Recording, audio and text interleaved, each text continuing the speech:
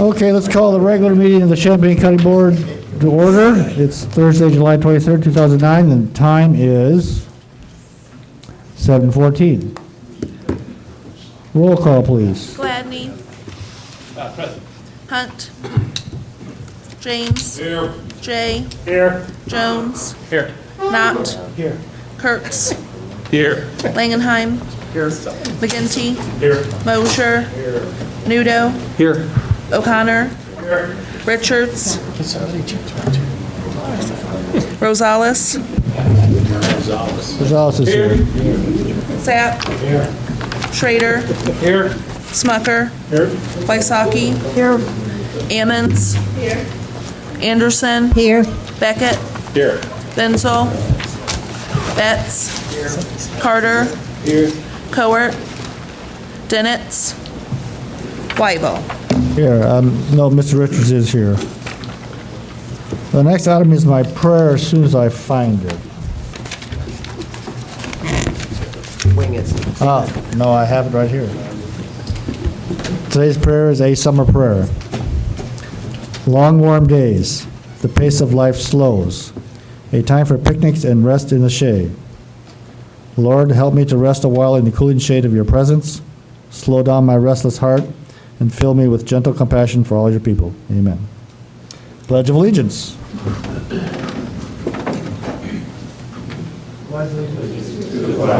Of the United States of America, and to the republic for which it stands, one nation, under God, indivisible, with liberty and justice for all. Would the clerk read the notice of the meeting, please? Notice is hereby given that a regular meeting of the County Board, Champaign County, Illinois will convene on July 23, 2009, 7 p.m. in the Lyle Childs Meeting Room, Brookins Administrative Center, 1776 East Washington Street, Urbana, Illinois, in said county for the purpose of allowing and ordering payments of claims against the county, receiving and acting upon reports of committees and such other matters as may be brought before said meeting, which said meeting shall continue in session from day to day until the completion of said business. Move approval. Moved by Mr. Betts, second by Mr. Langenheim. All in favor? Aye. All opposed? Motion carries. Seek approval of the minutes of June 18th, 2009. Moved by Ms. Amon, second by Ms. Anderson. Discussion? Seeing none, all in favor? Aye. All opposed? Motion carries. Seek approval of the agenda and the addendum. Second by Mr. Kurtz, moved by Mr. Kurtz, second by Ms. Wysocki. Mr. Beckett? Could we move item 12 up to the beginning? Item 12, 12B, which is the Farnsworth settlement claim Okay. resolution. I think we can do that. Further changes? Seeing none, all in favor? Aye. All opposed? Motion carries. The date and time of our next regular meeting is Thursday, August 20th, 2009, 7 p.m. in this room. Is there any public participation? Being none, we'll move on to announcements. One. What? Is there one? Oh, I'm sorry. Go ahead, step to the microphone. Please state your name and address. My name is John Healy, 1798 County Road 900 North, Philo. The reason I'm here this evening is there is a public safety issue that evidently nobody in the county or in the area knows anything about. We have many railroads crisscrossing Champaign County. They know that they have to have repairs, crossings are going to be closed. The problem is when they close a crossing, there is no rule, law, regulation stating that they need to contact MedCAD, the Sheriff's Department, State Police. None of those three entities know when any railroad crossing is closed. Case in point, I live 2 miles east of 130. starting on July 15th, one day, they were closed. They closed 1700, which is a mile west of me. No signs, no nothing. Okay, they were closed for a couple of hours, no problem. Fire department can get there, but they have to go out and around to get to my house.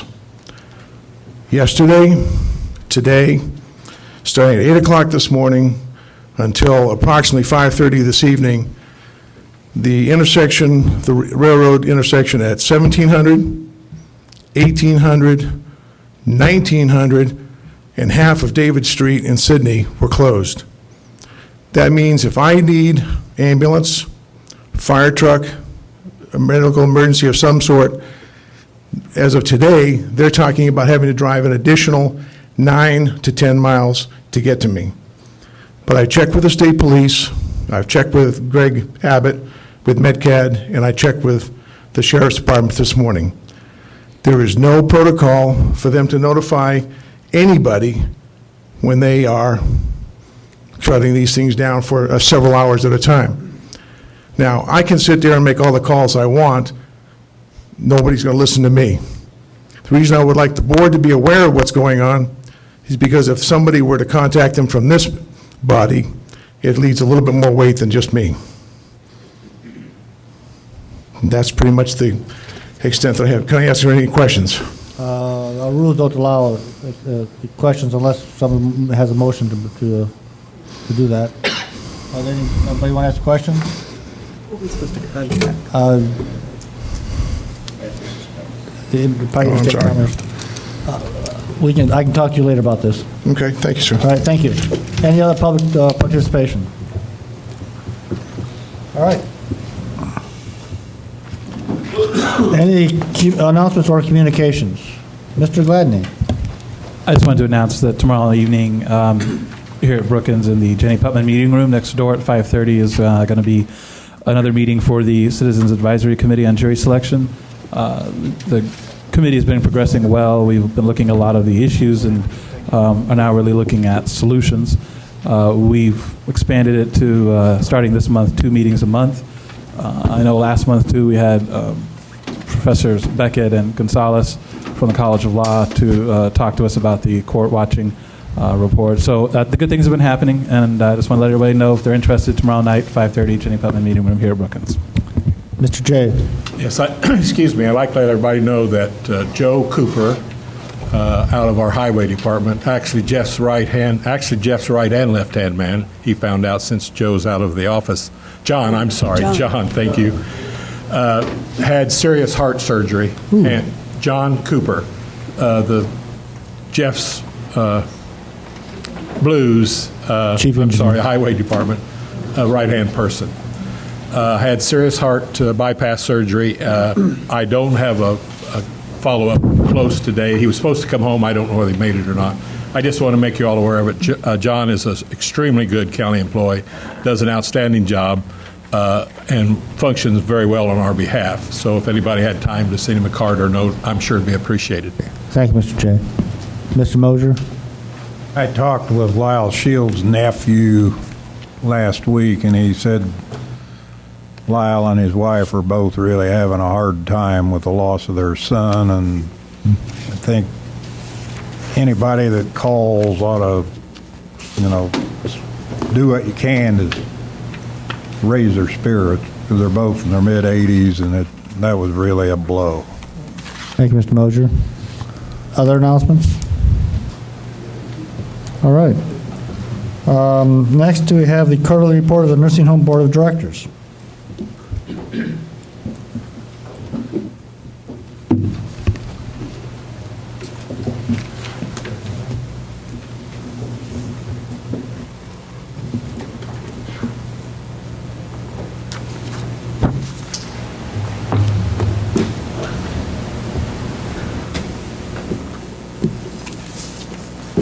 Ready? Okay. We'll just start. We'll change the order this evening, and Mr. Scavata will present first, and then I'll present my side second. Okay, well, good evening. It's nice to be back. And we'll continue the same format of the report that you've seen before. although I'm not going to give you a quiz on this stuff. I have added some new slides to keep it interesting. So here we go. Just by way of review, there's 3 major classifications of payer at the nursing home. Medicare has 2. A represents the inpatient rehab services that we provide. B represents a part of the Medicare program that is available to the general resident population, everyone that's not in B.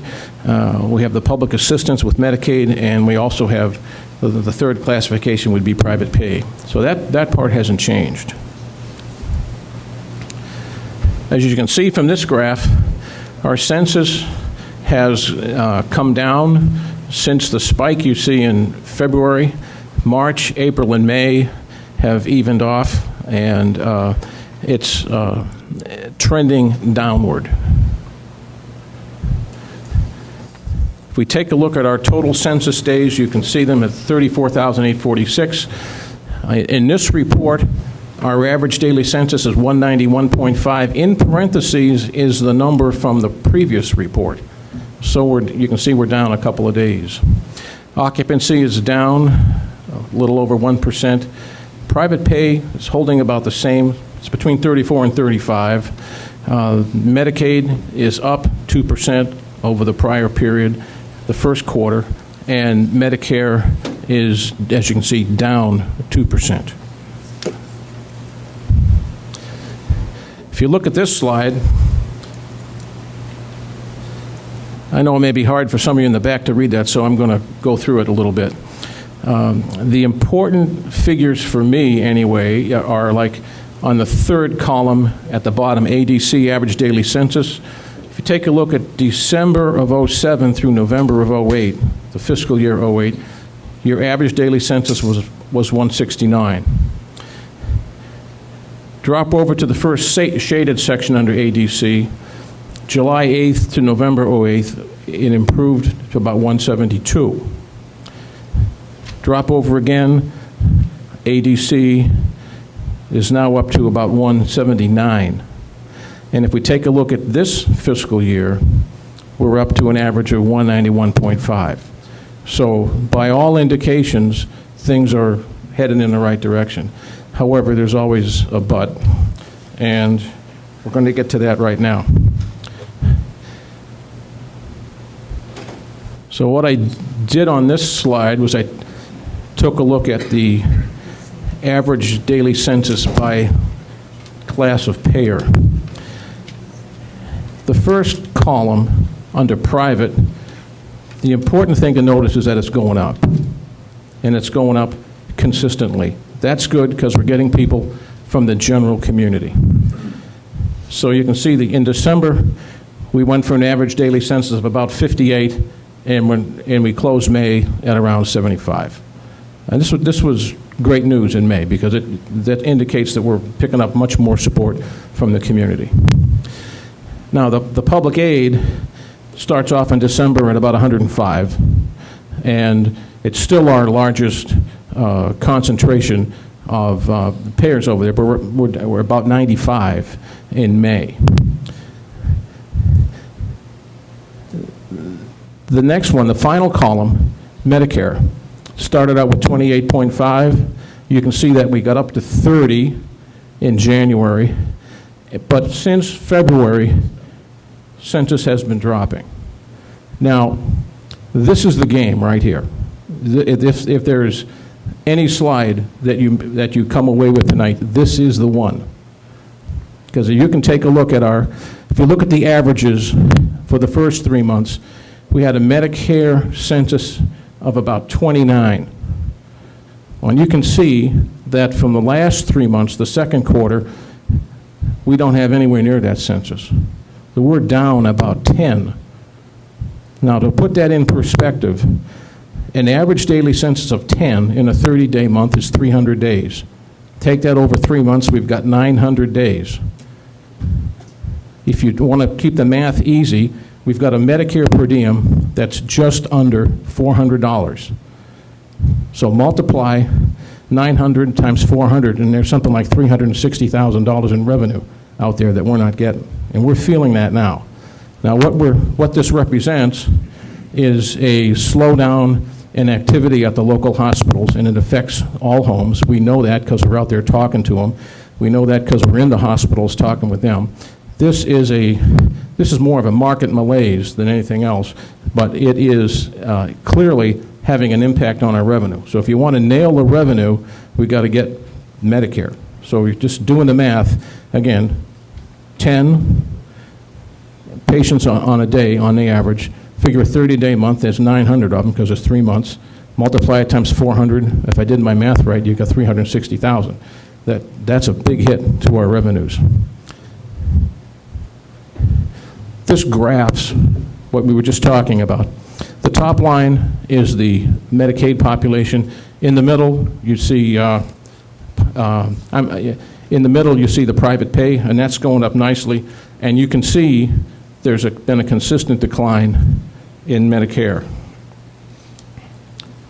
So if we were going to sum it up over the 6-month period, you can see that Medicaid over the 6 months is up a little bit. Medicare is down. Dementia services continues to run close to capacity, and our private pay over the 6-month period is about 66. Looking at all revenue from patient services, that's just private pay, Medicare B, Medicare A, and Medicaid. You can see that we've kind of stabilized and trended down since March. If you come 3 dots from the end there on the right, you can see where we're heading. Medicaid's pretty stable. Medicare A, which is so critical to us, has dropped off. Medicare B, it's a nice graph. It comes up, but the problem with it is really not a whole lot of money. It's about $100,000, and we like Medicare B. We like Medicare A a whole lot better. Private pay, as we discussed, is up significantly.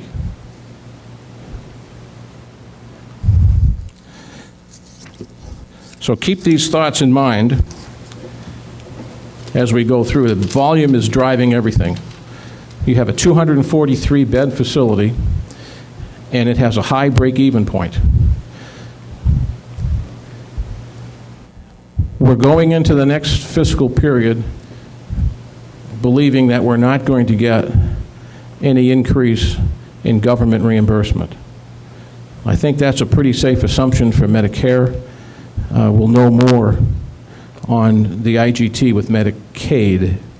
Now, what this slide says is that the state is targeting October 1 as a day to get that restructured. I don't think there's a ghost of a chance that we're going to see that, so we're going to need some help in getting that done. Again, Medicare has peaked in March at 21.8 for this quarter. We've noticed that the per diem is dropping, which we think is due to lower hospital acuity, and dementia remains 70% Medicaid, which is okay. There's no, but we're in the hunt for revenue, and we want to do everything we can to maximize our opportunities.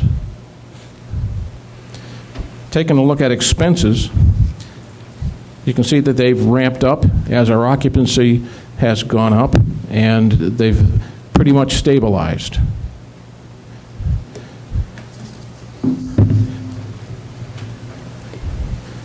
One of the keys to controlling expenses is being able to flex our staff.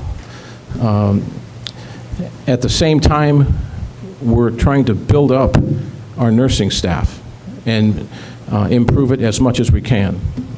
For years, you've been running with 4 supervisory positions in nursing that have been constantly vacant. We've filled 3, and that has been a real plus.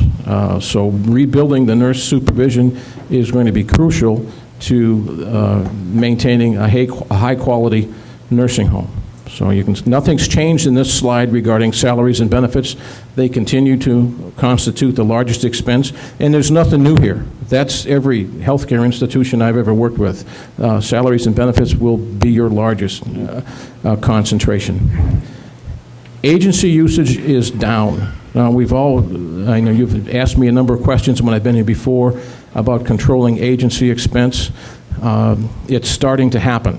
And one of the things about agencies, you can't control it if you can't recruit people to your staff. So if you take a look at the second quarter versus the first, agency expenses are down about 8%. In June, which we have episodic information right now on June because we've just gone through a conversion on our software, but nonetheless, June looks to be down by $30,000. So whatever the figure was for the second quarter versus the first quarter, rather if it was 80 or whether it was 100 or 120, $30,000 drop is a significant percentage no matter how you measure it. And that's very good, and that speaks to the success that we've been having.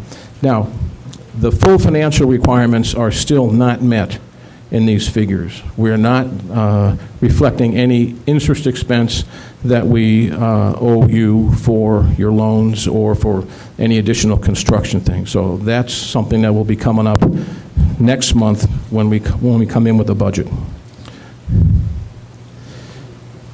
Give you a summary of where things stand.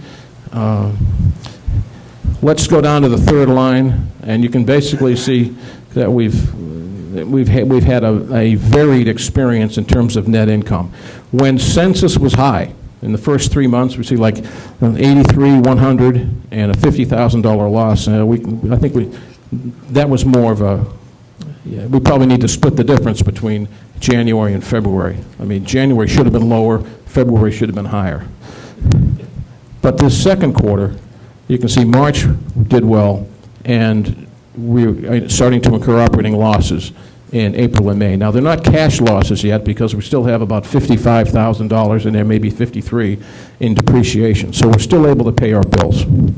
And you can see across the bottom the change in the census, where like from January was up 4%, February down 11, up 7, down 4, and up 4. And highlights the emphasis that we place on Medicare. Very important to us.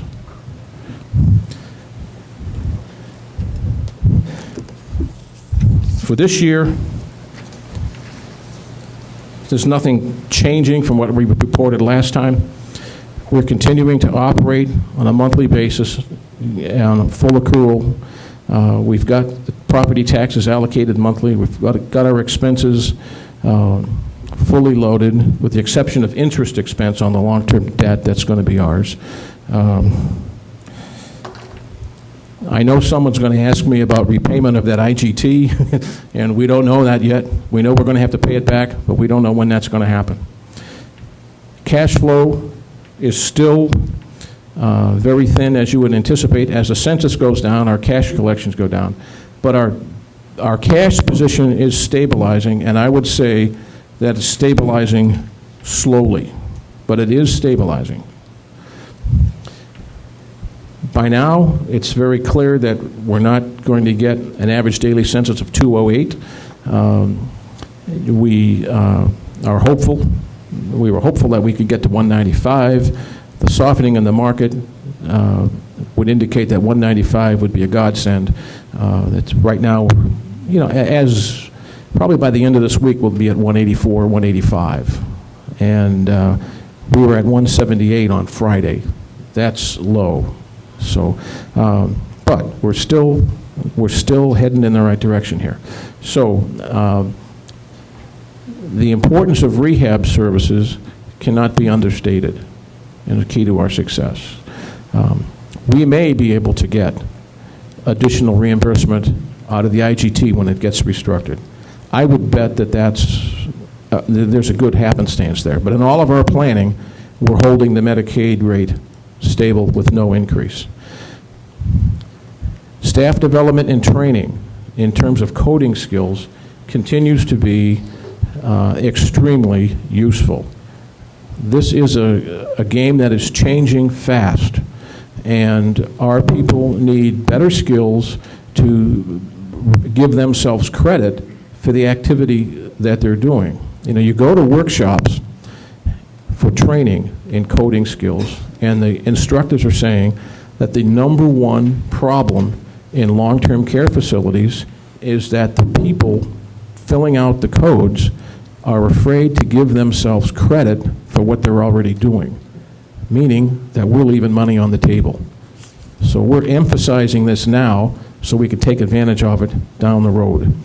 We already talked about staff development and supervision, and no other department is more important than nursing in this respect, because it's gone for so long without having supervisory depth.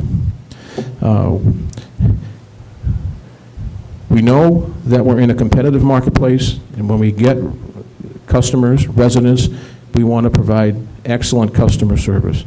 Our scores look good, and we've been comparing them to some others lately. They look pretty decent. We have a way to go, but we still can report that we do have good customer service scores. Regulatory consistency is something that has been elusive for us.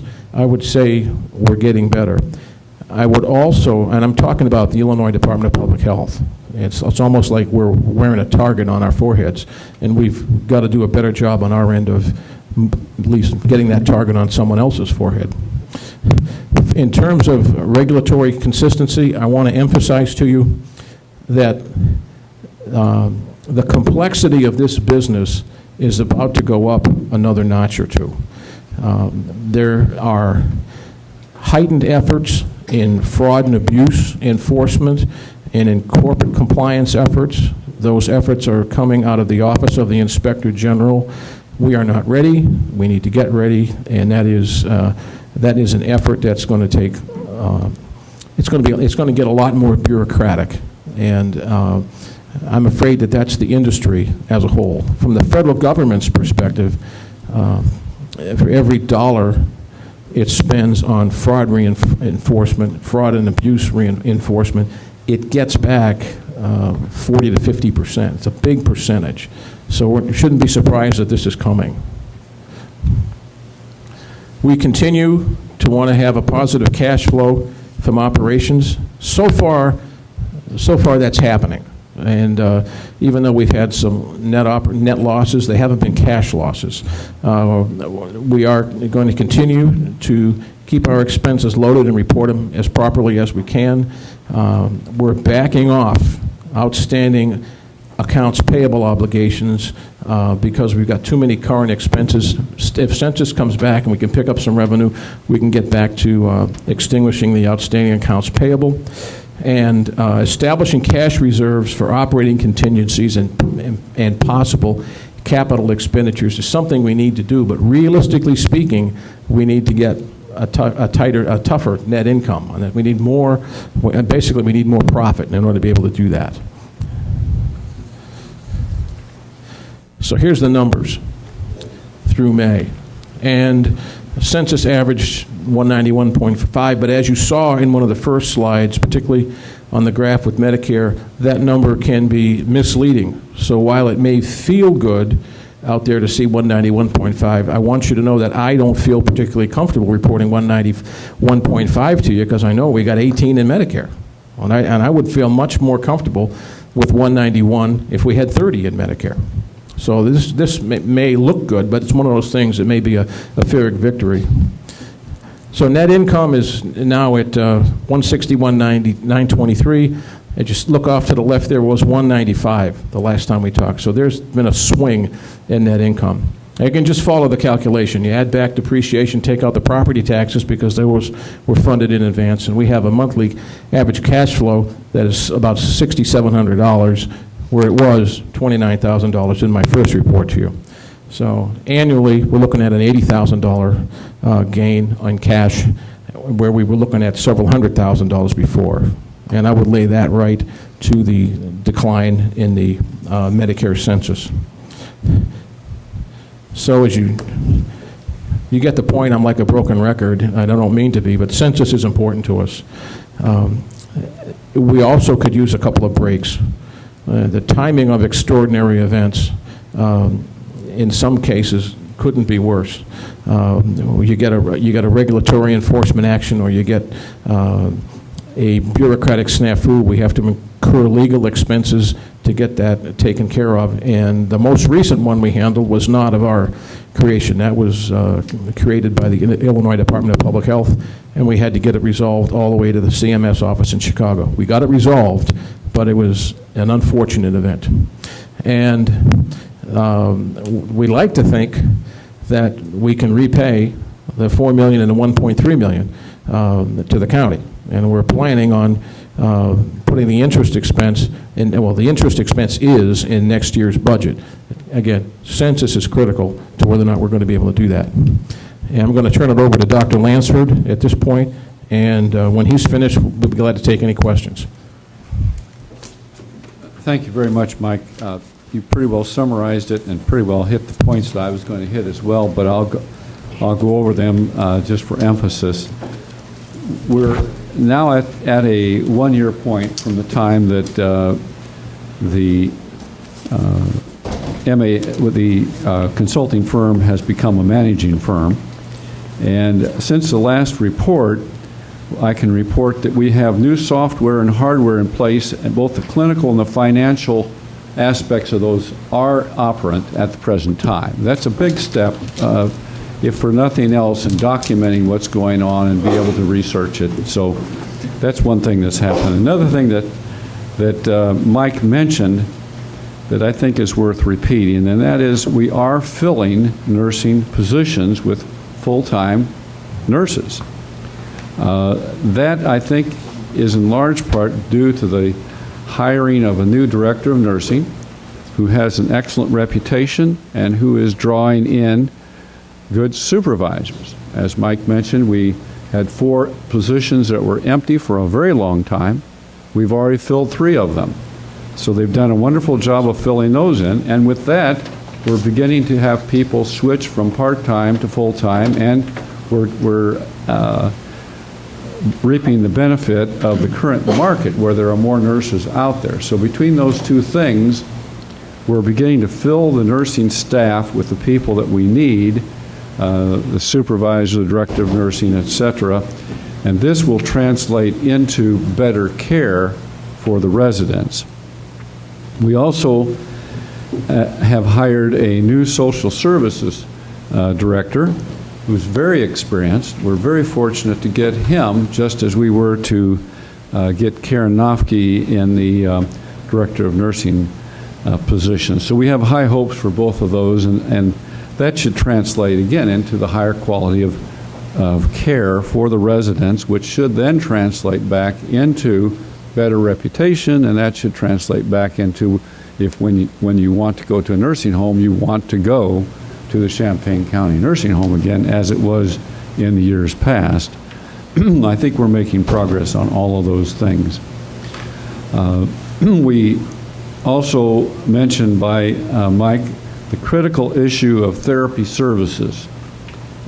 Despite the downturn in the Medicare A volume, we're very pleased with the quality of the new therapy services firm. They bring a step up in what we were doing there, and I hear nothing but positives about that one.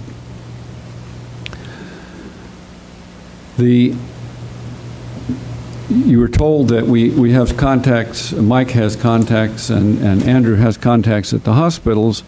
I can confirm that hospital activity in general is just down. If you want to have your hip done, you want to have your knee done, you're putting it off. You can't put off an acute appendicitis, but there are a lot of things that can be put off. And the things that are being put off are the things that feed us. If they've got a hip, they need somewhere to go to rehabilitate, and we're just not seeing that. And that explains in large part what's going on with Medicare A from my perspective. The good thing is that I'm hearing that in the past week, things have really picked up in some of the hospital activity.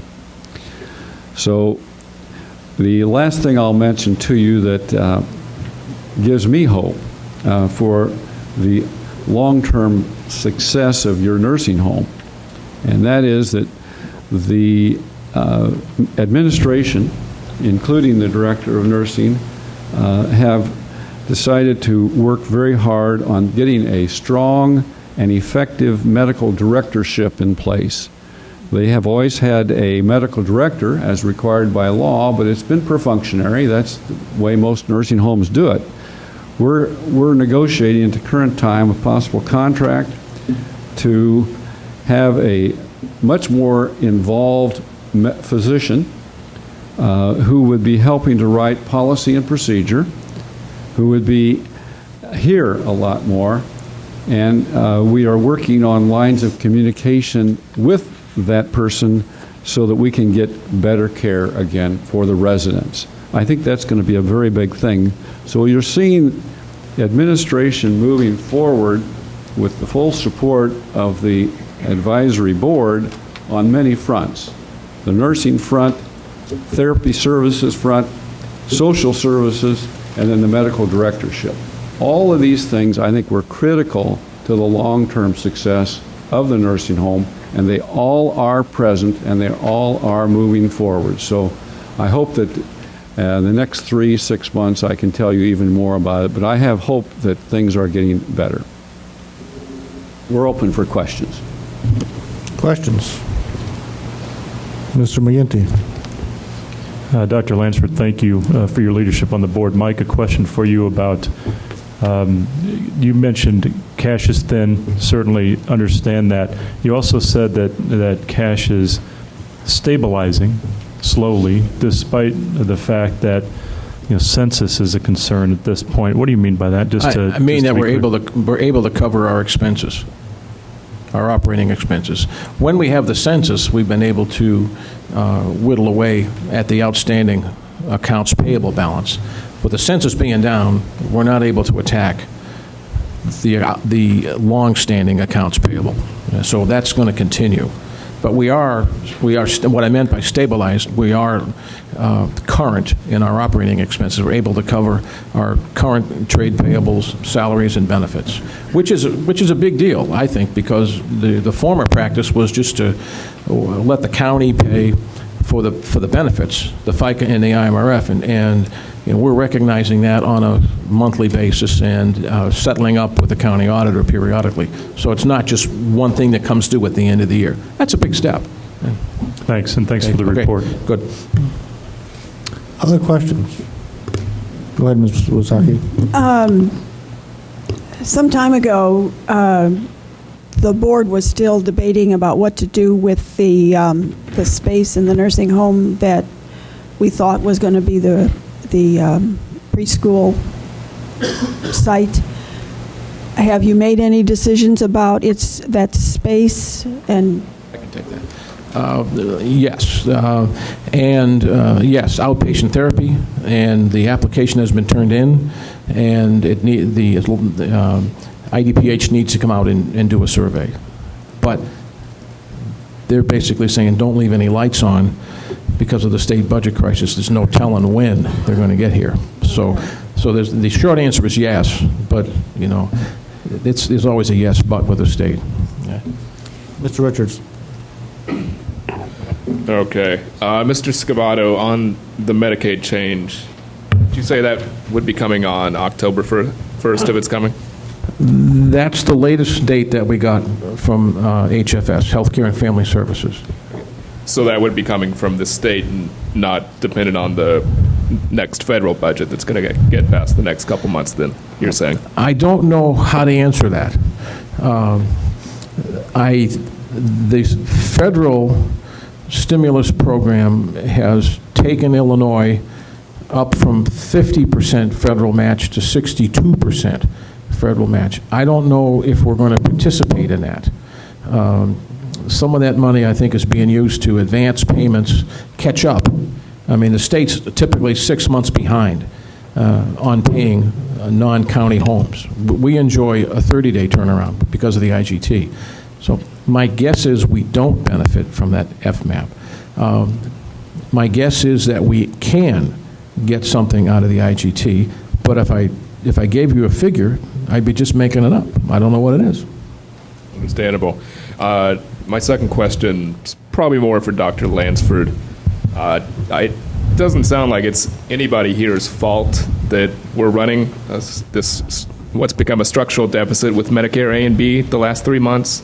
But is there anything we can do besides wait for more surgeries to kick that back up? And is there anything that we're working on that? Well, you're hitting the nail on the head as to where it is, and as Mr. Scavato emphasized it. There are a lot of things that are not in our control, but there are other things that are within our control. We can't control how many patients go into the hospital, but we can control, by being the site of choice, those who choose to go here rather than somewhere else. And that's the broad movement that I'm seeing right now, and that is the better nursing, the better social services, the better medical care. Those things we are doing actively as a board. We're pushing that forward. Let me follow up with that. The medical management issue is crucial, and let me give you a couple of examples. Let's just assume that we're all physicians. No offense, but and we all write prescriptions for residents in the nursing home. There's going to be quite a variation in those prescriptions. It has an impact on our cost with Medicare, has an impact on our cost for delivering medications to everybody. The idea is to shrink that variance with more consolidated medical management. Another case in point is that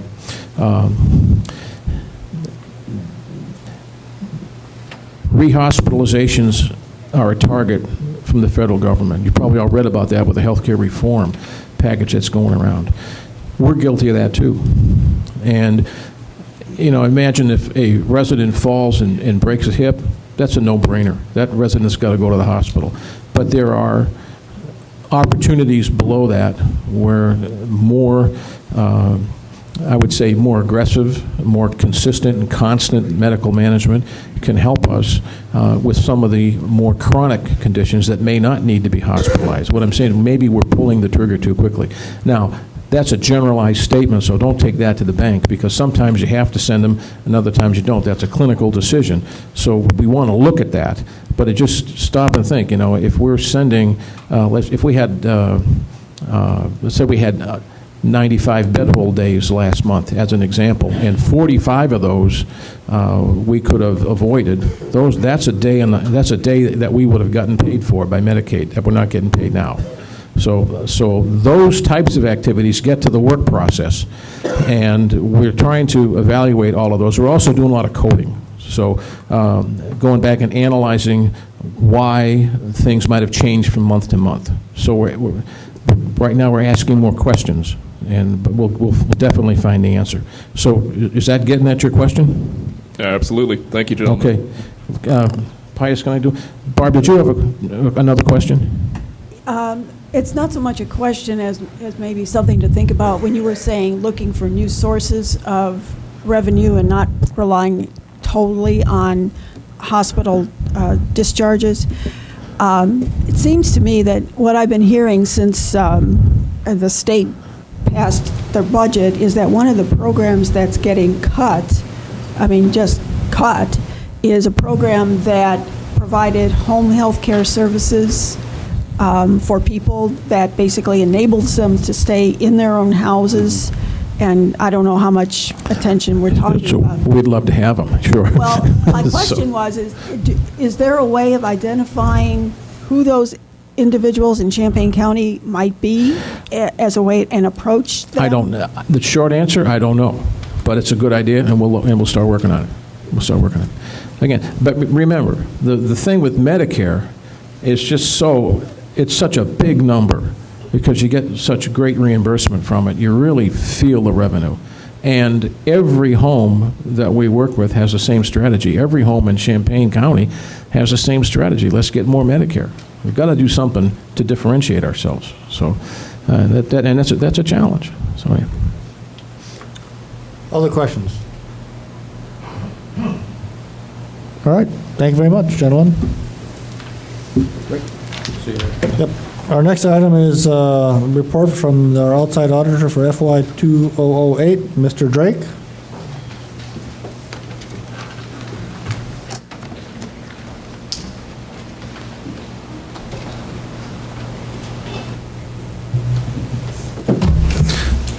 Good evening. I'm here to formally deliver the audit report, which I believe you've had a chance to look at on the website, and you've got bound copies tonight. Before I go too far, I want to mention that the letter that you delivered tonight, I don't know, some of you may not know it was delivered to you tonight. I guess the first few words of those, there's two letters, and the first few words of it are, "We have audited the financial statements." I want to point out that you need to look at that last paragraph where it states that this information is intended for basically the governing board, that's you. What you do with this, I guess, would be a matter of maybe seeking legal counsel as to whether this is a public document or not. I don't know whether it is or not.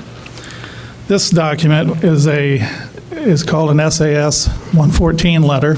We love those euphemisms like that. It basically, overall, is several, I don't know, the 7 or 8 issues we have to deal with. And it tells you basically that we didn't have too much trouble with the audit. There were several categories there. So it's not the significant deficiency letter. I guess I shouldn't be going beyond that. The audit, we gave an unqualified opinion on the audit, on the financial statements, I should say. You do have a significant deficiency letter with one significant deficiency and one other, what we call an other comment. That means it's not a significant deficiency, it's just a comment from your auditor, your outside auditor. I'd like to point out on the audit report itself that the MD&A is intended to provide you with overall perspective, and it's very important to read. That's prepared by your elected auditor. The footnotes are also considered an integral part of the financial statements, and I'd urge you to read those too, sometime probably when you're trying to go to sleep. But they have very important information in them. We had no findings or questioned costs with regard to the single audit, and opinions on those, the 2 opinions we give in the single audit section are unqualified. You also qualify as what's called a low-risk auditee. One significant aspect of that is that we don't have to test 50% of your federal expenditures. We only have to test 25%. So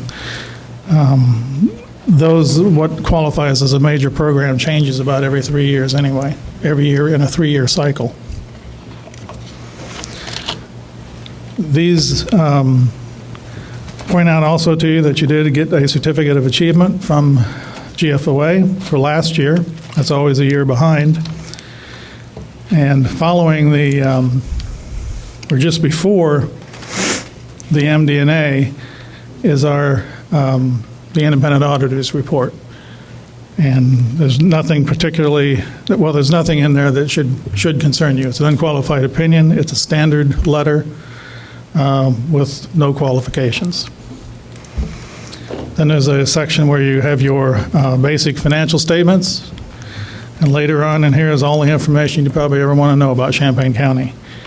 The departments, much of this is in addition to what's required, and an incredible amount of time is spent by the Chief Deputy Auditor producing this report.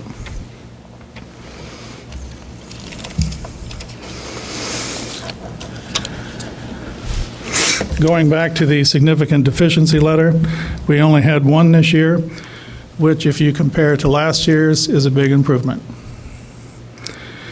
This comment, I guess I was talking to Cam before the meeting. It is believed this might be the first comment in the last 15, 20 years, if ever, that we've had on the Regional Planning Commission. This was caused by basically, it was a one-time event. It was caused by basically one employee, for all intents and purposes, and they immediately solved the problem. They addressed the issue before I was done with the audit on June 30th. So while it happened and I have to report it, I can also report that it's already been fixed. The other comment involves my preference that we get the audit done within 6 months. Tony and I have talked about that, and we both want to try to do that. But it gets, particularly under risk assessment, which began for your county this year, which was implementing, it's either 11 or 12 new standards. It becomes much more difficult to finish up an audit quickly, and puts a lot of pressure on both his staff and on my staff and myself. So we'd like to get it done a few weeks before the deadline. Any questions? Questions for Mr. Drake? I guess there's none. Thank you very much. Thank you.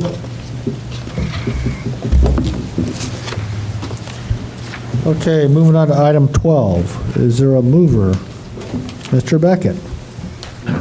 I move adoption of resolution number 7057, authorizing settlement and release of claims against the Farnsworth Group, Inc. 7054. By Mr. James. May I speak to it? Go ahead, Ms. Beckett. You said 704. Wrong number. 7054. That's what you need to say. You said 7057. Okay, 7054. I can't read, I apologize. That's what I meant to move. This settlement resolves pending arbitration litigation with the Farnsworth Group over the HVAC system at the new Champaign County Nursing Home. The public should be aware that this is a settlement. Under a settlement, neither party admits any wrongdoing.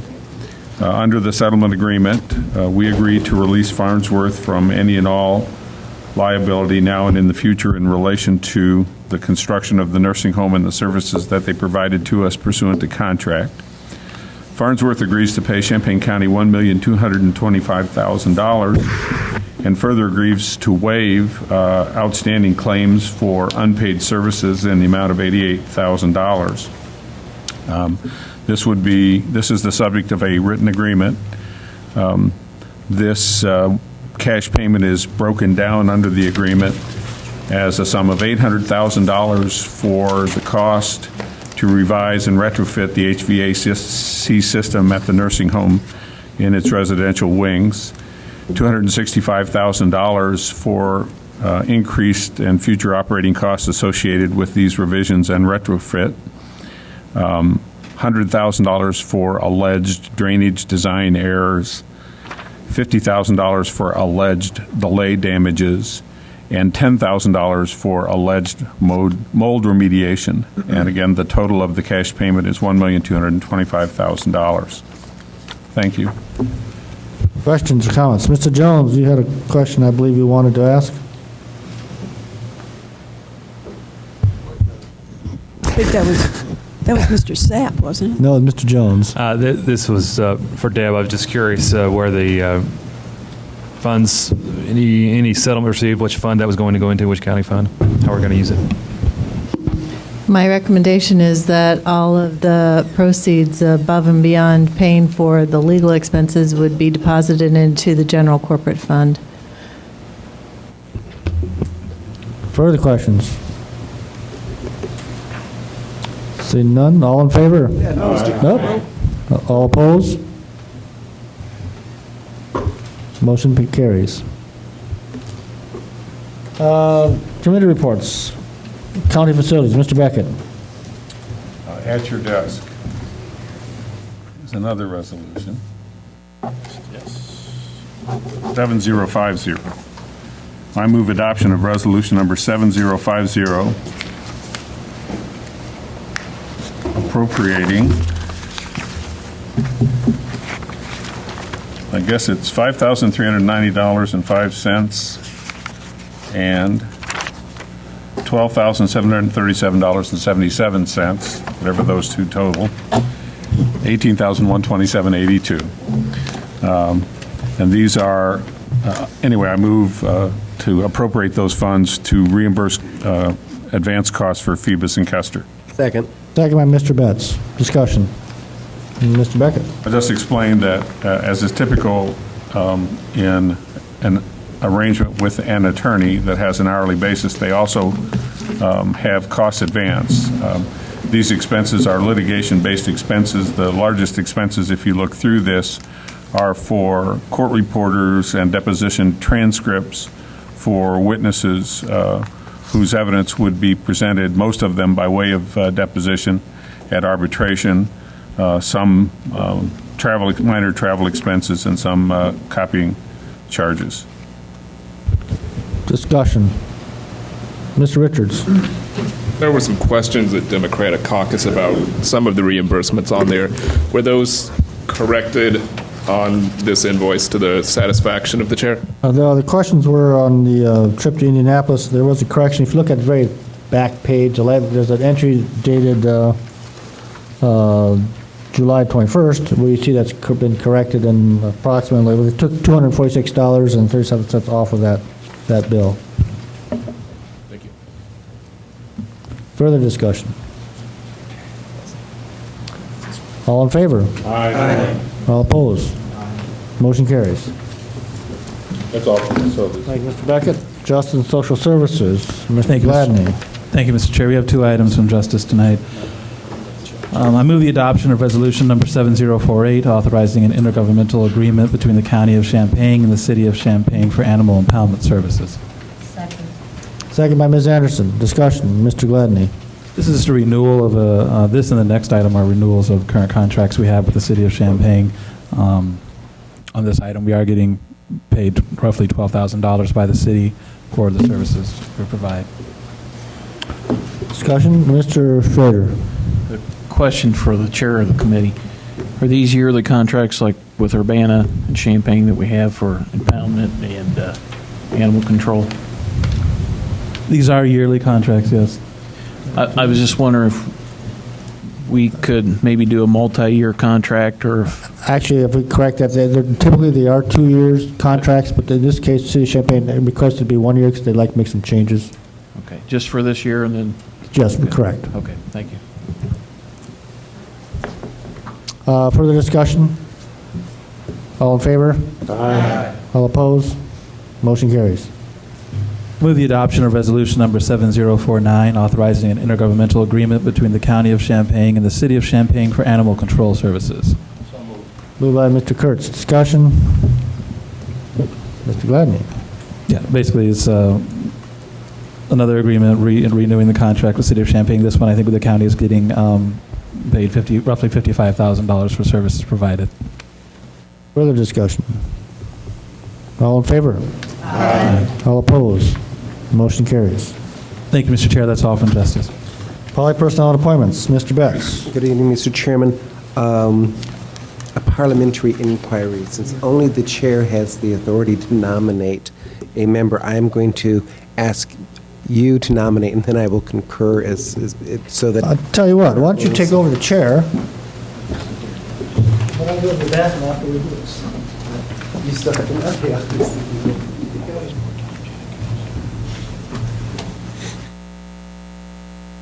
Mr. Chair.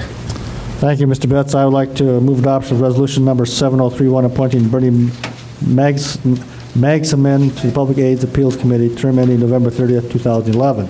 Is there a second to that? Second. Hearing a second. Discussion. All those in favor signify by saying aye. Aye. Those opposed, the same. Motion carries. The next item. I move adoption of resolution number 7032, appointing Pamela Borowski as an alternate to the Public Aid Appeals Committee, term ending November 30th, 2011. Is there a second? Second. Discussion. All those in favor signify by saying aye. Aye. Those opposed, the same. Motion carries. Finance Committee. Mr. McGinty. Thank you, Mr. Betts. I apologize for the length of this. Like all the other committees, we did not have a committee meeting this month.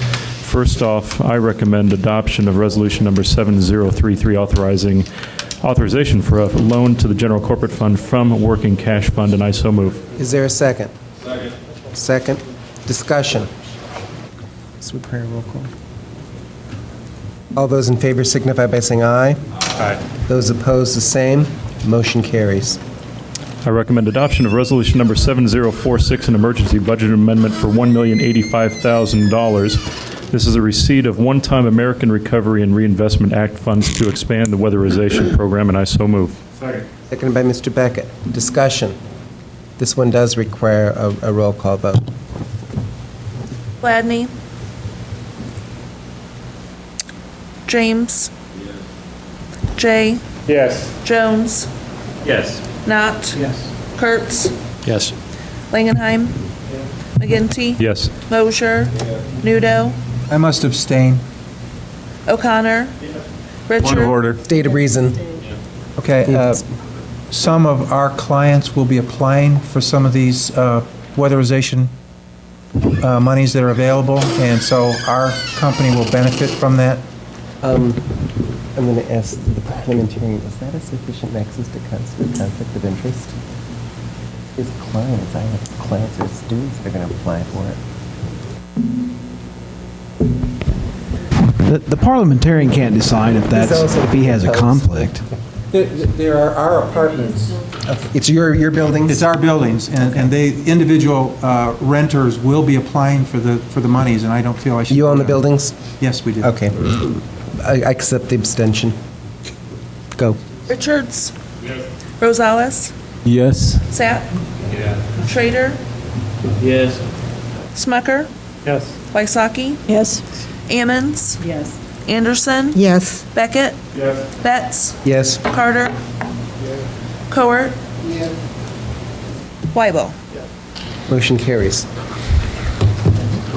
Item number 3, I recommend adoption of resolution number 7034, an emergency budget amendment for $14,477 to receive insurance reimbursement for repair replacement of property damage during the storms of May 13 and 15 of 2009, and I so move. Second by Mr. Beckett. Discussion. Second. Roll call. Gladney. Yes. James. Yes. Jay. Yes. Jones. Yes. Knott. Kurtz. Langenheim. McGinty. Yes. Mosher. Nudo. Yes. O'Connor. Richards. Rosales. Yes. Sapp. Schrader. Yes. Smucker. Yes. Wysocki. Yes.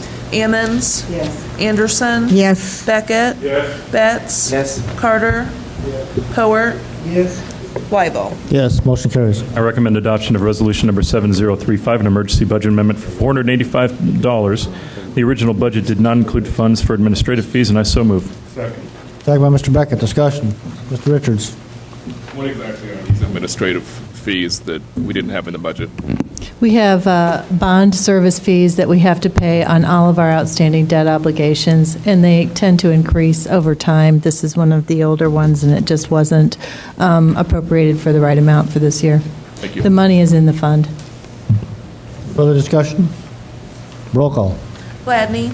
Yes. James. Yes. Jay. Yes. Jones. Yes. Knott. Yes. Kurtz. Yes. Langenheim. McGinty. Yes. Mosher. Nudo. Yes. O'Connor. Yes. Richards. No. Rosales. Yes. Sapp. Yes.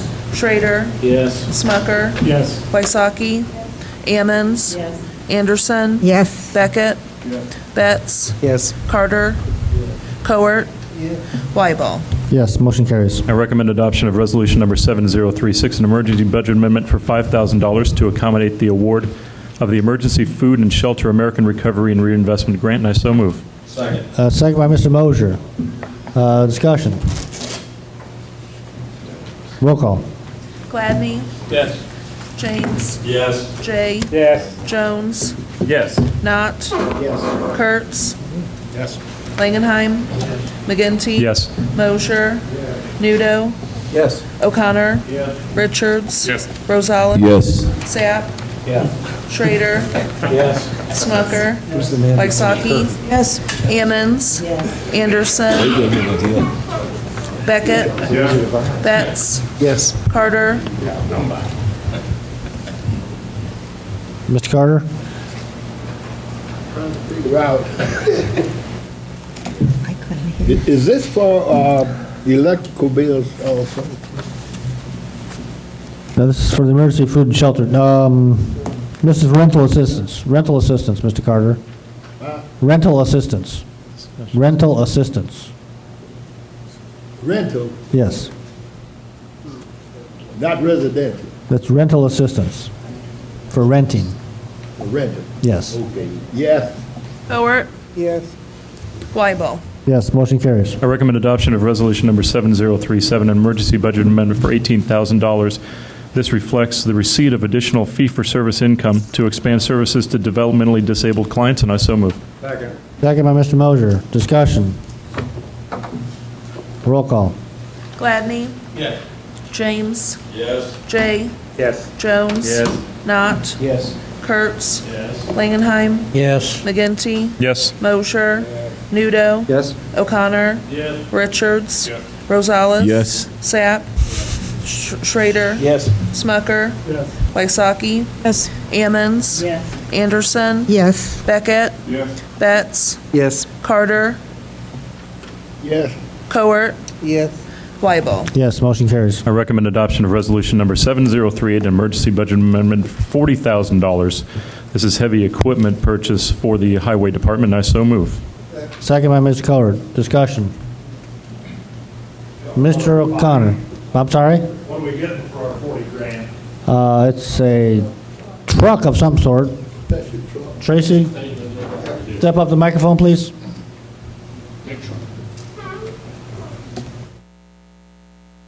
Yeah, what this is a sign truck. With this new grant that we got with these new signs that are coming for this next year, we need to purchase a new sign truck to install these new signs. Other questions? Ms. Emmons. I think my understanding was that we were repairing a broken down truck that was. I believe actually was a replacement. That was what was at our caucus stated. If that was in there, then it's actually replacing. I thought it was replacing, but that's what I heard. We said replacing at caucus. Okay. Anyway, we are replacing, or is this a new? Well, what it is, we use a pickup truck now, and this pickup truck is no longer going to be able to be used for what we're going to start doing with these larger signs. So basically, this bigger truck is going to replace a small truck that we do have. I would just add, too, that this larger truck has been in the long-term plan for the Highway Department. It's just that it was anticipated that it would be purchased in fiscal 2010. So Mr. Blue has now downsized the capital expenditure in the fiscal 2010 budget because this purchase is being made out of this year's budget instead. Mr. Richards? Is this something that the highway department thinks that we absolutely have to have now and not at the end of the calendar year and a new fiscal year? Well, what it is, we've got these new signs coming that'll be here this year, and it was a grant that Mr. Blue received through the federal highway. So this sign will help us to install these larger signs. Right now, we don't have the equipment to install all these signs that we need to get installed around the county.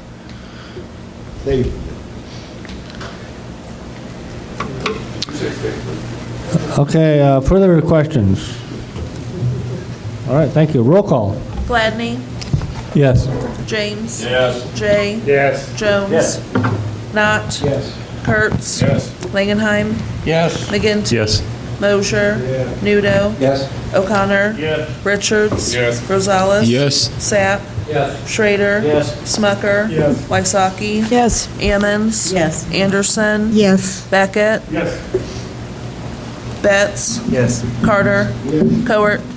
Weibel. Yes, motion carries. Item number 8, I recommend adoption of resolution number 7039, an emergency budget amendment for $13,442. This amendment reflects the awarding of a special initiative grant from the Champaign County Mental Health Board, and I so move. Second. Second by Mr. James. Sorry, I couldn't tell. Discussion. Just to answer, Ms. Anderson had a question about this at caucus last night. Yeah. This is a grant actually that was, it supports the the crisis intervention, but it's for crisis intervention services for the clients. It was actually originated last year, so Yeah. there was a break in funding last year, so do the same thing this year. Yeah, and I guess when I made my comments, that what Mr. Williams said at the Mental Health Board was talking about the funding that's coming, or that it wasn't going to come for probably the 010 budget. I can't say about that. Okay, further discussion. Roll call. Gladney. Yes. James. Yes. Jay. Yes. Jones. Knott. Yes. Kurtz. Yes. Langenheim. Yes. McGinty. Yes. Mosher. Nudo. Yes. O'Connor. Yes. Richards. Yes. Rosales. Yes. Sapp. Yes. Schrader. Yes. Smucker. Yes. Wysocki. Yes. Ammons. Yes. Anderson. Yes. Beckett. Yes. Betts. Yes. Carter. Yes. Cowart. Yes. Weibel. Yes, motion carries. I recommend adoption of resolution number 7040, an emergency budget amendment for $20,000 to accommodate anticipated increased revenue and expenditures for a Piatt County GIS special project, and I so move. Second by Mr. Mosher. Discussion. Roll call. Gladney. Yes. James. Yes. Jay. Yes. Jones. Yes. Knott. Yes. Kurtz. Yes. Langenheim. Yes. McGinty. Yes. Mosher. Nudo. Yes. O'Connor. Yes. Richards. Rosales. Yes. Sapp. Yes. Schrader. Yes. Smucker. Yes. Wysocki. Yes. Ammons. Yes. Anderson. Yes. Beckett. Yes. Betts. Yes. Carter. Yes. Cowart. Yes. Weibel. Yes, motion carries. Next page, item 10, I recommend adoption of resolution number 7047, emergency budget amendment for $1,560. This is reimbursement of money spent on an autopsy of the Department of Corrections inmate, and I so move. Second by Ms. Cowart. Discussion. Roll call. Gladney. James. Jay. Yes. Jones. Yes. Knott. Kurtz. Langenheim. Yes. McGinty. Yes. Mosher. Nudo. Yes. O'Connor. Yes. Richards. Rosales. Yes. Sapp. Schrader. Yes. Smucker. Yes. Wysocki. Yes. Ammons. Yes. Anderson. Yes. Beckett. Yes. Betts. Yes. Carter. Yes. Cowart. Yes. Weibel. Yes, motion carries. I recommend adoption of resolution number 7041, payment of claims authorization, and I so move. Second. Second by Mr. Beckett. Discussion. See none, all in favor? Aye. All opposed? Motion carries. I recommend adoption of resolution number 7042, purchase and not following purchasing policy, and I so move. Second. Second by Mr. Beckett. Discussion. All in favor? Aye. All opposed? Motion carries. I recommend adoption of resolution number 7043, authorizing an acceptance agreement between Champaign County and the Illinois State Board of Elections for a voter registration state grant, and I so move.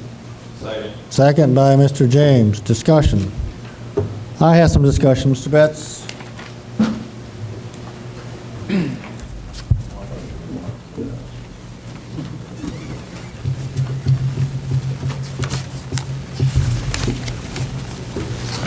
Go ahead. First of all, I support voting for this grant. In reality is that we're doing this afterwards. I've already signed off on the grant on Monday, June 29th. Mr. Mark Sheldon sent an email to me asking me to sign, well, I'll read it to you. It said, Pius, I hate to put you in this position, so please accept my apologies. State Board of Elections is requiring the acceptance agreements for the grant to be signed by the end of the fiscal year, which is Tuesday, June 30th, the next day. This is not the first time they have given us compressed timelines. I didn't find out about this until June 16th. I had sent them the grant information in early May, but at the time they did not indicate that they needed the agreement signed. I suppose one possibility is to sign it and take board action after the fact. That would be your call. Once again, my apologies, Mark Sheldon. I accept his apologies, but the problem is that on June 16th, he came to my office and dropped off a copy of this agreement in my office for action, but didn't say anything about it. I didn't know about it. He came back later and pulled it back out of the office.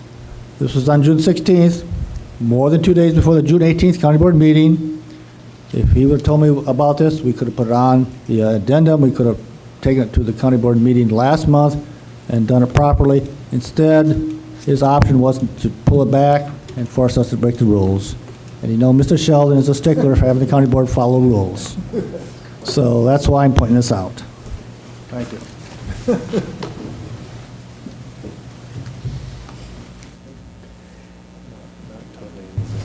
Further discussion? Mr. Beckett. Ask our attorney. In essence, the action that we're taking is a ratification. Is there anything wrong with? I don't think there's anything wrong with the vote tonight. Okay. Yeah, that's what I want to know. But it's a ratification of an act the county board chair has already taken. But the county board never acts until we're in a duly set meeting and a vote is taken. And the county board chair has no authority except that granted by the county board. Right.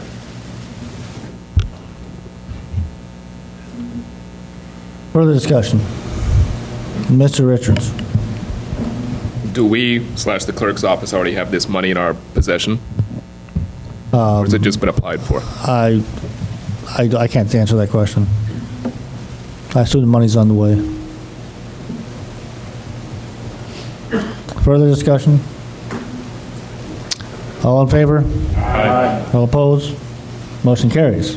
I recommend adoption of Resolution number 7044, authorizing an intergovernmental agreement between the Department of Children and Family Services and Champaign County to retain the Champaign County State's Attorney for support and coverage in Champaign County for the termination of parental rights petitions, and I so move. Second. Second by Mr. Beckett. Discussion.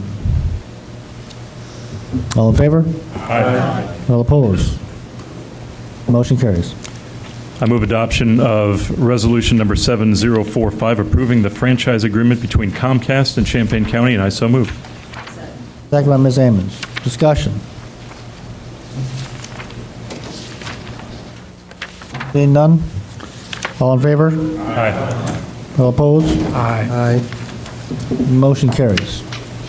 To the addendum, item number 16, I move adoption of Resolution number 7051, an emergency budget amendment with an increased appropriation of $21,000, increased revenue of $761,000. This receipt of USDA intermediary relending loan funds to support economic development incentives, new business, business expansion, creation of employment opportunities, and job retention in rural areas, and I so move. Second by Mr. J. Discussion.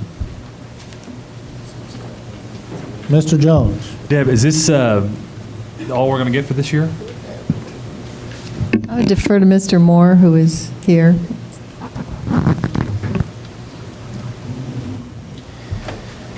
Yes, this actually will be a one-time source of capital from the United States Department of Agriculture Rural Development Administration, and what this will allow us to do is to capitalize a revolving loan fund that will be available in rural areas in a 6-county region, so Champaign County and basically our surrounding counties. And it's possible, I suppose, in the future we could go apply for additional funds, but right now we just anticipate this being the only capital that we have on the way. Let's put it that way. So is this different than the fund we do in ELUC? That's different. The small businesses. This is a whole different. This is different than your revolving loan, economic development loan. Well, they all have the same purpose. The different funding sources for the various loan funds either have different type of businesses, geographic targets, lending limits. This fund is specifically for rural areas.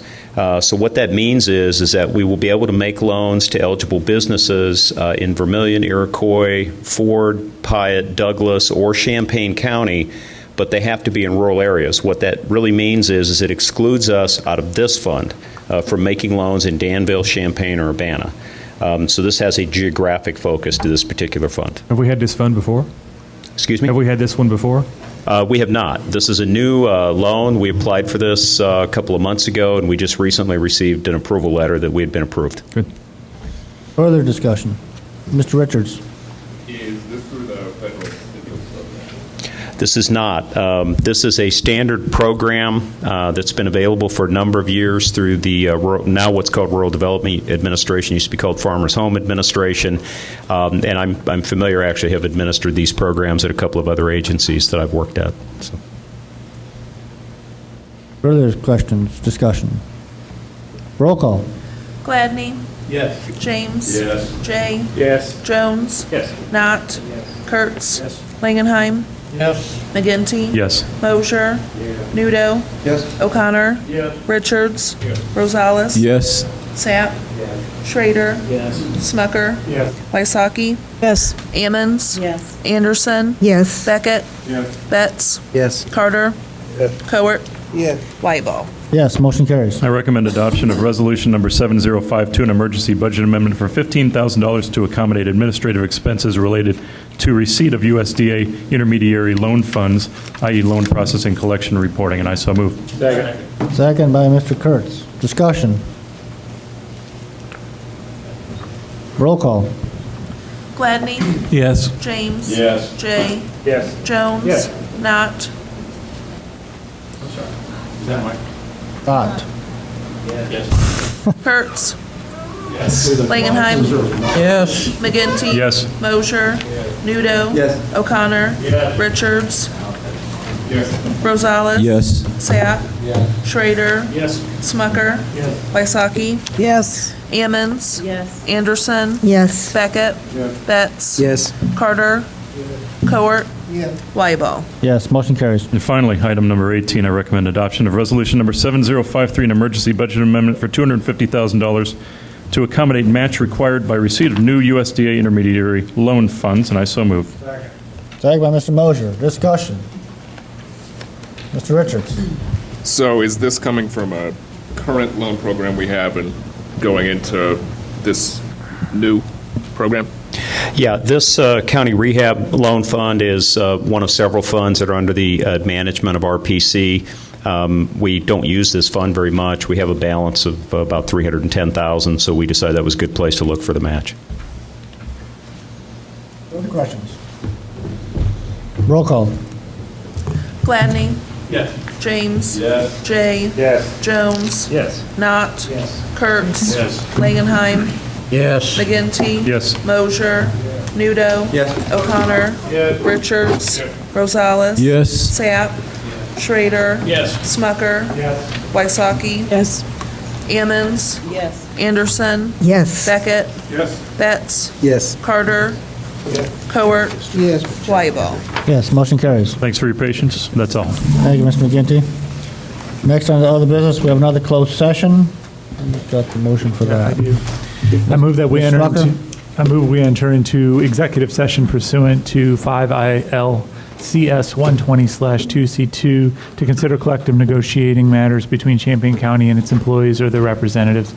Further move that the following individuals remain present: county's legal counsel, county administrator, nursing home administrator, nursing home assistant administrator, and the recording secretary. Second by Mr. Langenheim. Roll call. Gladney. James. Yes. Jay. Yes. Jones. Knott. Kurtz. Yes. Langenheim. McGinty. Yes. Mosher. Nudo. Yes. O'Connor. No. Richards. Yes. Rosales. Yes. Sapp. Schrader. Yes. Smucker. Yes. Wysocki. Yes. Ammons. Yes. Anderson. Yes. Beckett. Betts.